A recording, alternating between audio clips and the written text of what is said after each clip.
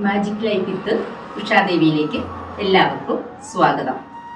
നമ്മൾക്കിത് ജ്ഞാനം മാത്രമല്ല, ഇതിൽ നിന്ന് അറിവ് മാത്രമല്ല, ഇതിൽ നിന്ന് നമുക്ക് ഫണ്ണുണ്ട്. ട്രാവൽ ചെയ്തിട്ടുള്ള കാര്യങ്ങൾ പറയും. അതുപോലെ തന്നെ എന്തൊക്കെ ലൈഫിൽ ഹാപ്പി ആകാനുള്ള സാധ്യതകളുണ്ടോ അതെല്ലാം ഈ ഒരു ചാനലിലൂടെ ഞാൻ നിങ്ങൾക്ക് പറഞ്ഞു തരും. അതായത് ലൈഫ് ഫണ്ണാണ്, മാജിക്കാണ്, സിമ്പിളാണ്.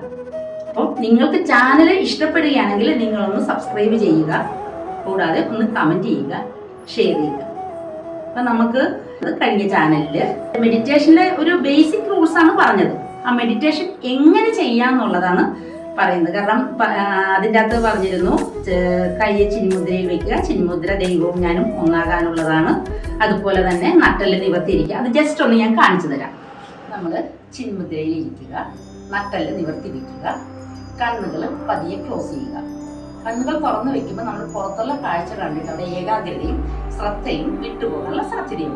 അതുകൊണ്ട് പതിയെ കണ്ണുകൾ വയ്ക്കുക, പതിയെ ശ്വസിക്കുക. മൂക്കിൻ്റെ തുമ്പിലൂടെ ഉള്ളിലേക്ക് ഇറങ്ങുന്ന പ്രാണവായു നമ്മുടെ ഓരോ ജീവകോശങ്ങളിലും നിറയുന്നതായിട്ട് മനസ്സിലാക്കുക. ഓരോ ജീവകോശങ്ങളിലും നിറഞ്ഞ് നമ്മൾ പോസിറ്റീവ് എനർജിയിലേക്ക് മാറുന്നതായിട്ടും കാണുക. ഉള്ളിലേക്ക് ഇറങ്ങുന്ന ശ്വാസം, അതിൻ്റെ സഞ്ചാര വഴികൾ ശ്രദ്ധിക്കുക, നമ്മൾക്ക് എനർജി നൽകുന്നു.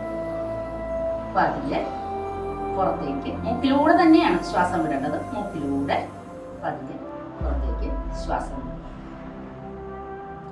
ഉള്ളിലേക്ക് നമ്മൾ ശ്വാസം എടുക്കുമ്പോൾ 1, 2, 3, 4 മനസ്സിൽ എണ്ണുക. പുറത്തേക്ക് വിടുമ്പോഴത്തേക്ക് നമ്മൾ അത് 1, 2, 3, 4, 5, 6. ഇൻഹലേഷനും എക്സലേഷനും, അതായത് ശ്വാസവും നിശ്വാസവും.